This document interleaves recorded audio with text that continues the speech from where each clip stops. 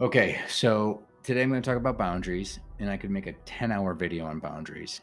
Well, I'm going to try to do this in like 2.5 minutes or something. So, first, a definition, then the wisdom. Boundaries, here's the definition, are the distance at which I can care for you and myself simultaneously. It's a definition that I like. Boundaries are the distance at which I can care for you and myself simultaneously. So here's the wisdom. Ask yourself that question. Is my current position in this relationship allowing me to care for myself and the other person at the same time? Right? That's your nugget of wisdom. Boundaries are super difficult. Why? Because they're dynamic. They're always changing. It just depends on the moment. So the boundary that I have with my wife this morning may not be the same boundary that I have with her later. Let me give a personal example.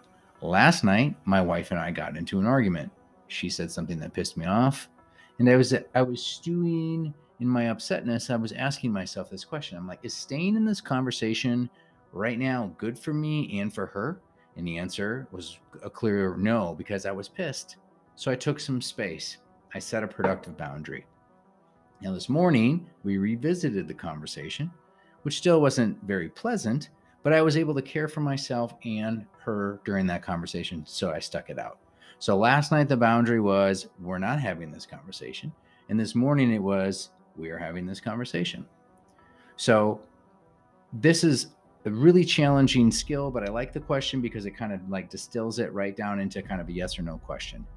And this is important because if you're not actively setting healthy boundaries in your relationships, then you're giving yourself away. And I frequently see this with my clients. They do what their partners ask them to do because they think they should do it, but the cost is that they give themselves away. And that usually results in resentment, and resentment is a relationship killer. And I'm not just talking about your committed relationships, it's your kids, it's your boss, it's your colleagues, your neighbors, it's every relationship. So really practice, get routine about asking yourself, is my current position in this relationship allowing me to care for myself and the other person at the same time?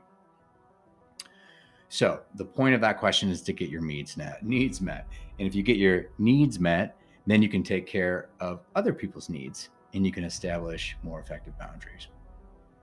But I get it. Boundaries are hard. Let me know if you need some help establishing better boundaries in your life. Otherwise, just be experimenting with this question. Is the current situation that I'm in this relationship allowing me to care for the other person and for myself simultaneously? Good luck.